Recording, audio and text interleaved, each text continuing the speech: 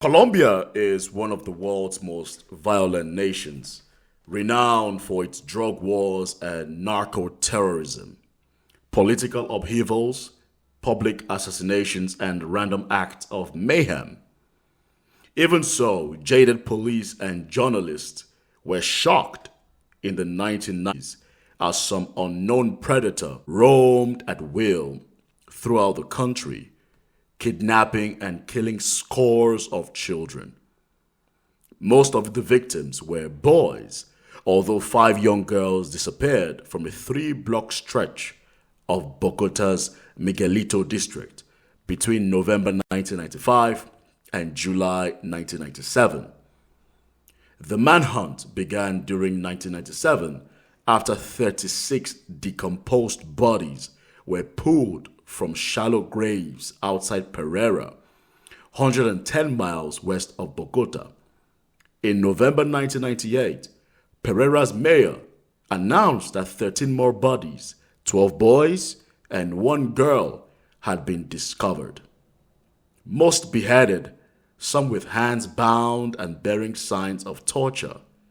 None were identified, but police estimated their ages between 8 and 13 years. On December 31st, 1998, police arrested suspect Pedro Pablo Ramirez, a paroled sex offender, on suspicion of murdering 29 children. The ink on that story was barely dry when authorities scaled back their estimate, naming Ramirez as a suspect in at least 3 Pereira murders and possibly 3 others.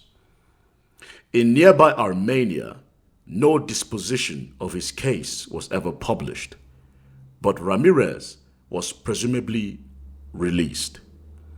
When the murders continued despite his arrest, on September 8, 1999, Colombia's police chief, General Rosso Serrano, broadcast a new alarm.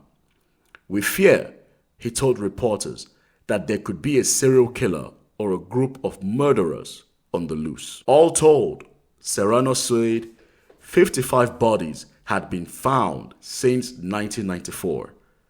The bodies of the children were all similarly mutilated, he declared.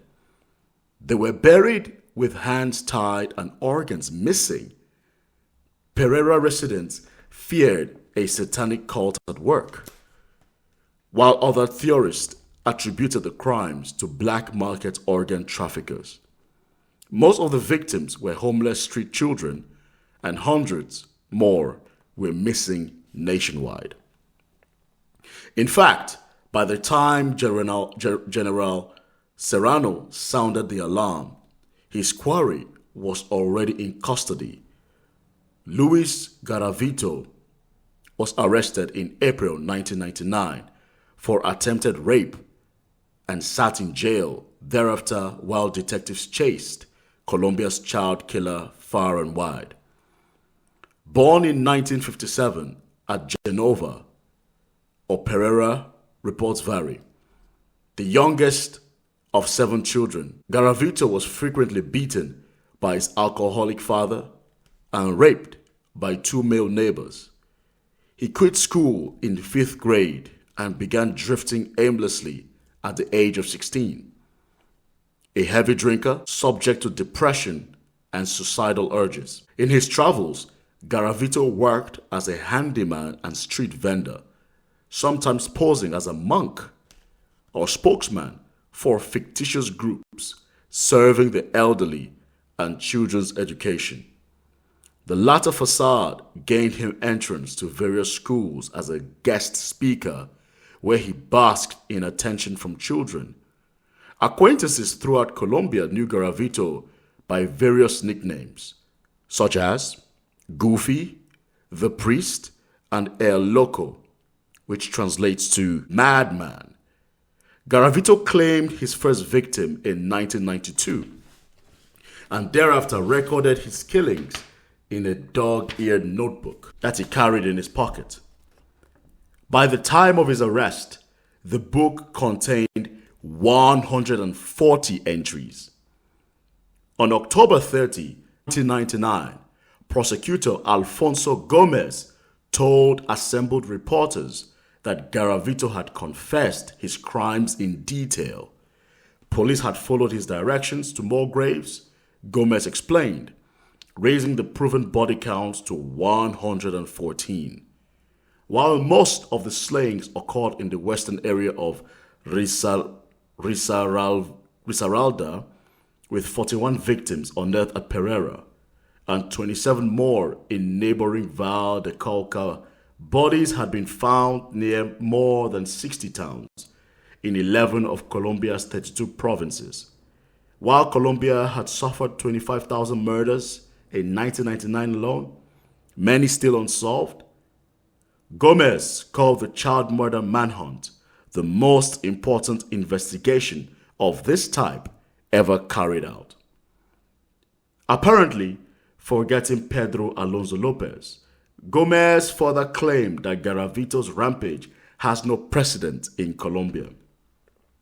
Psychologists examined Garavito in study, tracing his crimes to vicious childhood trauma.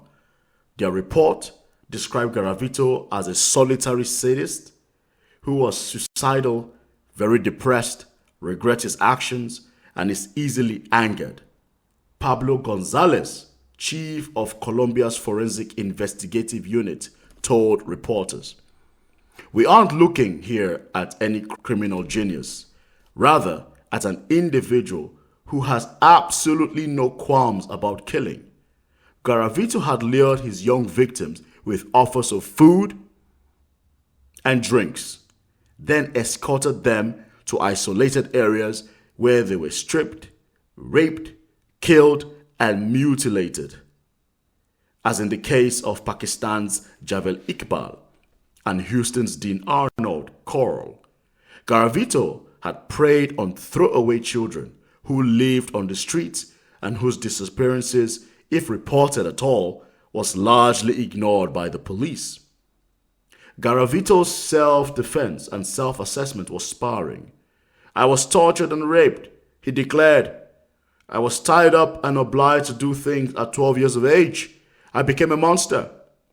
There was a superior being inside me." December 1999 brought the announcement that Garavito's murder tally had been raised from 140 to 182, allegedly including children murdered when he traveled through Ecuador at various times. But prosecutors in the nation filed no charges. On December 17, a Colombian judge sentenced Garavito to 52 years in prison for killing one boy at Tunja in 1996 and raping another at Villa Vicencio in 1999. On January 31st, 2000, he received a 36-year sentence in Pereira, and a judge in Huila province gave him 55 years for 2 more murders on February 25, 2000. By May 28, 2000, cumulative sentences in from 11 courts raised his sentence to 835 years, but the pileup had no legal effect, since Colombian inmates serve a maximum of 60 years, regardless of their crimes and sentences.